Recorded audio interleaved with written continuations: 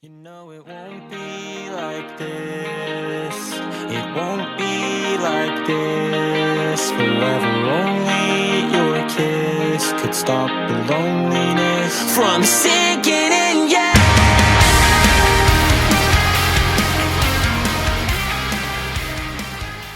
So my name is Ben. I sing in Neck Deep, and yeah, we're a pop punk band from North Wales, and yeah, we've been going for about 12 years. We're I'd say I don't know, maybe one of the only UK pop punk bands to do that, to be touring the world and still be around 10 years later, and we're very pleased to be here. So yeah, just got a new album on the way on January the 19th, and it's a ripper. So. Very stoked for people to hear it. Beautiful, mate. Thanks for joining us tonight, Ben. No worries. Thank you for having me. My pleasure. So, as you say, Neck Deep are planning to drop your new self-titled album on January the 19th. So, what's this period like for you, mate? Like, you get nervous and anxious, you sort of put it to bed and you don't worry about it? Like, what sort of things goes on?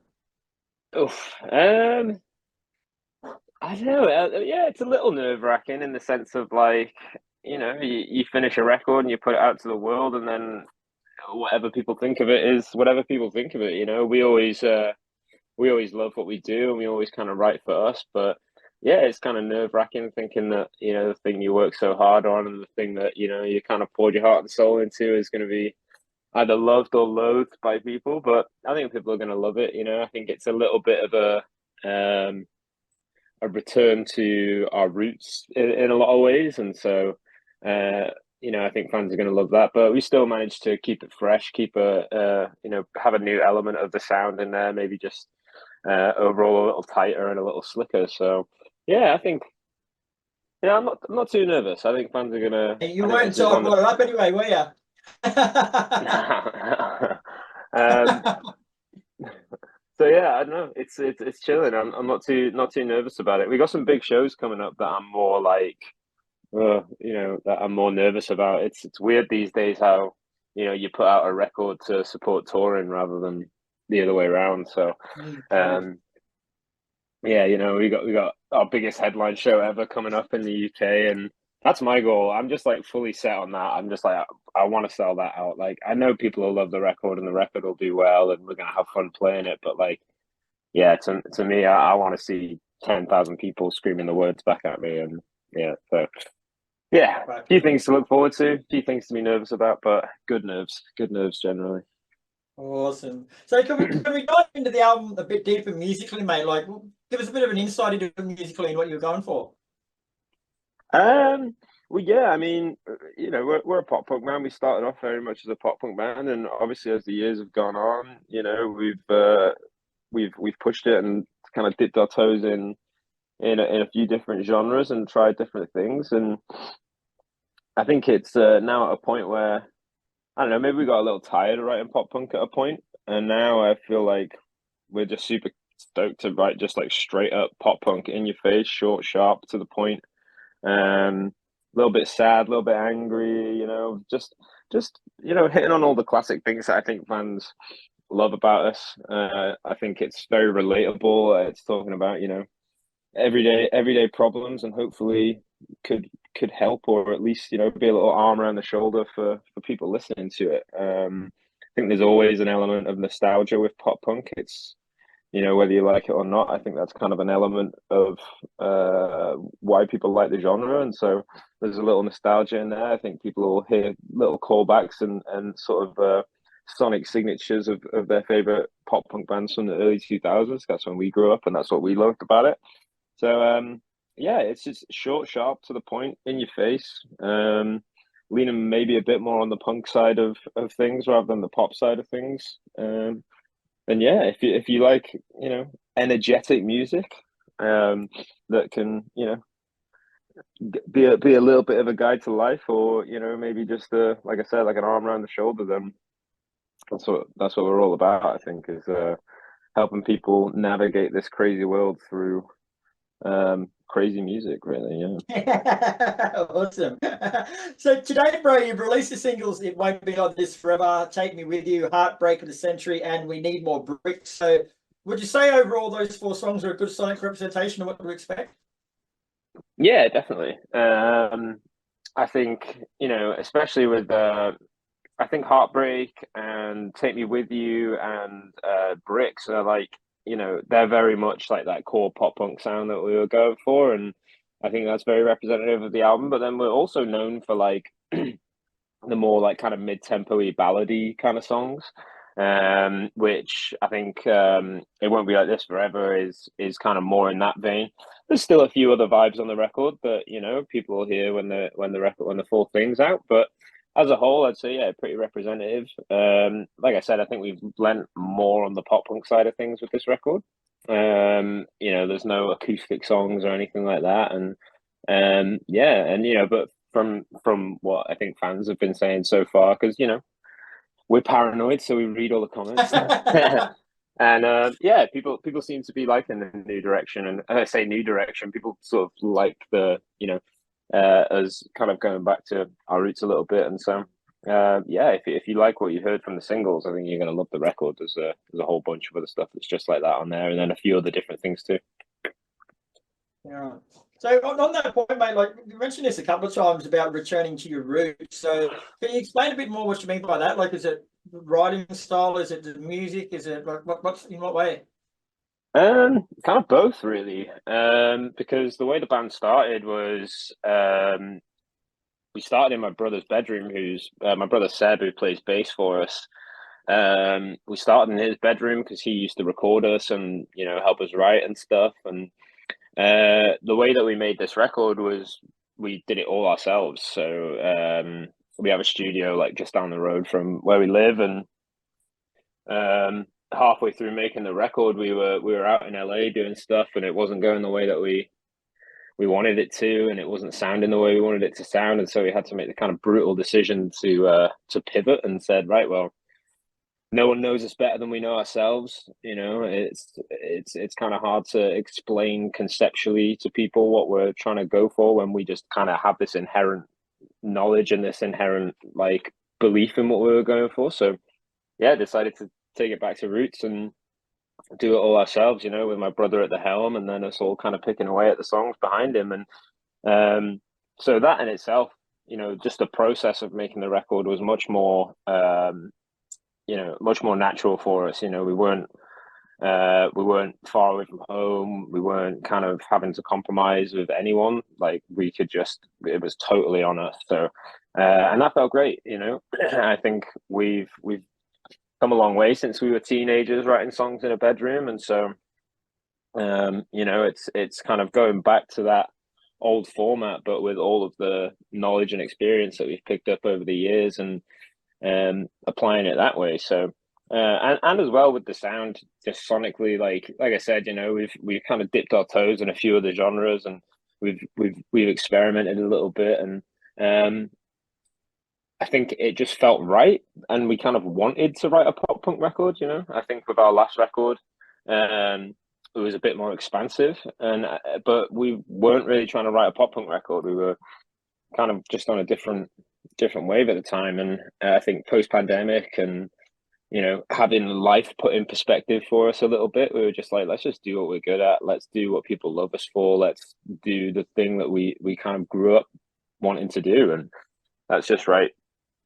Fast, energetic, kind of like in a way, kind of emo adjacent, hardcore adjacent pop punk, really. So, yeah, just simplifying it, really, and it felt good to do that. It felt right. It felt like this is the kind of music that we should be making, and I don't know, yeah, it just came really naturally, came really easily. So, yeah, in a few different ways, it feels like it's coming back to how and how it started, and kind of tapping into why we started the band, and ultimately that was just to write good music that we love and to hopefully be able to play that live to people, really. So yeah, just Sure.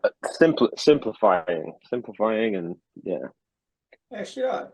And also part of that, going back to return to roots approach too, was you made the album in your own warehouse, which wasn't far from your old stomping grounds. Like, how did creating in that environment sort of affect the overall process and the overall sound of it?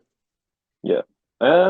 Yeah, I mean, for us, we found it massively beneficial. You know, like I said, we were out playing the game out in LA, and you know, doing the whole working with producers and this and that, and it was kind of at a point where we were like, we couldn't express how we were feeling. You know, there was a kind of discord there, and we couldn't really we couldn't really communicate how we felt about the music. It was tough. You know, we found ourselves kind of looking at each other in those sessions and kind of gritting our teeth or sighing and kind of like. So when we got into our own space and we had to make no compromises, and you know, it just flowed immediately. Just made it so much easier. I think just, you know, whether that's down to us having a better understand, like, you know, I'd say like the main songwriters of the band are all pretty telepathic with how things, you know, with what we like. You know, we can kind of look at each other and be like, that's not it, or but then when the thing, you know, when we find the thing, when we find the part, it's like everyone just immediately knows that's how it should be sounding. And I think as well, just an environmental thing as well. A lot of it, like when we were out in LA, it was like, it wasn't like we were in the thick of Hollywood and we were living it up. We were like out in the fucking sticks somewhere, and it was like, I don't know, nothing around. Like everything was expensive. Like the place we were staying wasn't that like home. It wasn't very like comfortable for us. And then just like when you're in the studio, you know, you're in someone else's space. You're living. You're kind of working to their schedule and their rules and like the way that they like to do things, and that's fine. You know, we've done that a million times, and it's all well and good. Respect it, but like we just had this desire to. We needed to do it our way, and we needed to be in a space that we felt more comfortable in. So being just down the road and just being able to do whatever we want, work as late as we want, like take a break whenever we want, you know, have a few beers or whatever, like then it's cool. Like, you know, it just made it so much easier. There was less pressure on it. You know, we weren't on this like allotted time that we had to get stuff done. It just opened it up a lot more, and we could just relax a little bit and take our time with it. Say relax a little bit, like obviously making a record is hard work, but it we weren't treading on eggshells. You know, we were just much more comfortable, and that's super important making a record. You know, if you're trying to write great songs, but you're also concerned about like, I don't know, oh, can I wear my shoes in this little area of the studio? Is like, yeah, it's like yeah, it's weird, you know. We were just like we wanted to have fun doing what we were doing, and I think LA kind of broke us a little bit. So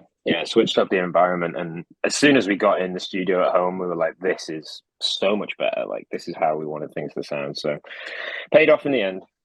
Yeah, shit up. Now, this is Neck Deep's fifth album, mate. So, why decide that this is the one worth giving your name to?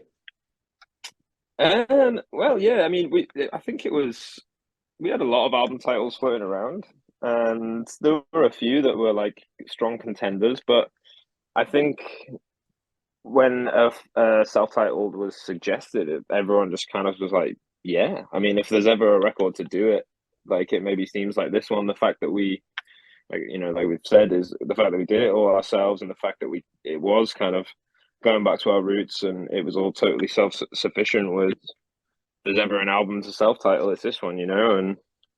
And yeah, just landed. I think when I can't remember who suggested it when we were in the studio, but everyone seems to be comfortable with it, and you know, you got to have one. We're big Blink-182 fans, so I think we've always had our eyes set on like we should do a self-title one day. Like that would be cool, you know. So yeah, I think it was just easy. It felt right. It encapsulated what the record kind of felt like to us and what it was about, and it was about us kind of rediscovering ourselves a little bit. I think everything from post-pandemic to having to switch up halfway through making the record was a big period of like rediscovery for us, figuring out who we were, where we wanted to go, what people expected of us, and what was kind of at the core of the band. And so yeah, it was a bit of a rediscovery, and I think that justified the self-title really. It's actually a big sell. Like, I might be the only one in the world who thinks like this, but if I'm coming across a band that I haven't heard much of before and they've got a few albums out, I'll always go to the self-titled one, because to me, the band made their name to that. So to me, the band's really happy with that. So that's the one I'll go to if I have to listen to one album. I might be the only one in the world that does that. But I think that's valid. I think again the one that always comes to mind for me is Blink-182 self-titled, and like that is arguably their best album.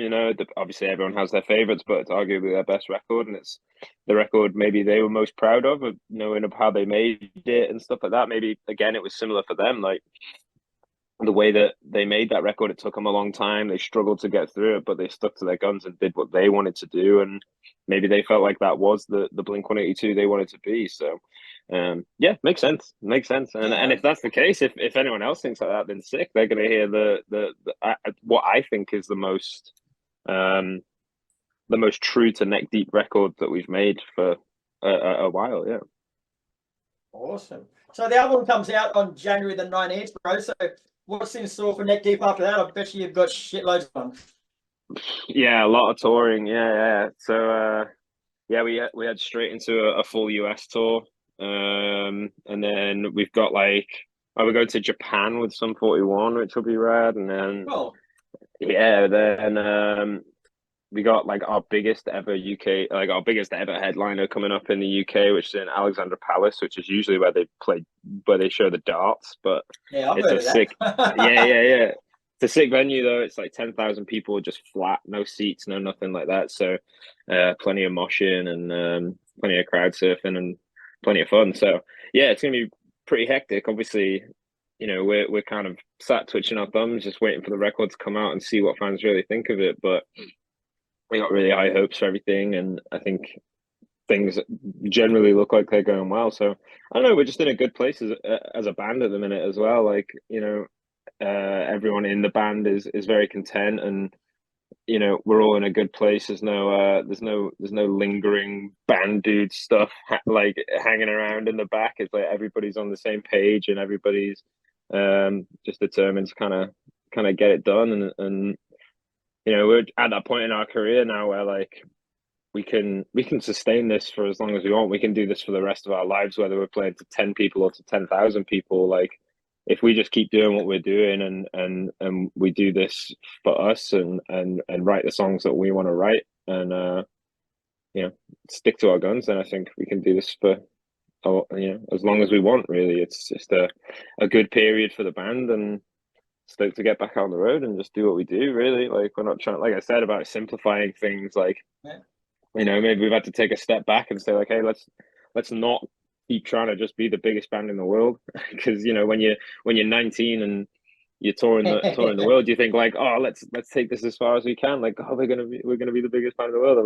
And we've come so far, and we're so blessed to be where we're at, and so we're just trying to sustain that. And whatever comes of that, it's cool. Whether we get even whether we get bigger as a band, or whether we just if we're just chilling and this is us, we're just very content with where we're at as a band. And so as long as the shows are good and our fans like the music, that's all that really matters to us. So we're in a good place. We're very happy at the minute. Right, it was very nice to meet you, Ben. Great chatting with you, mate. The album is January 19th, and next time he's come to Australia, we're having a beer. It won't be like this. It won't be like this forever. Only your kiss could stop the loneliness from sick.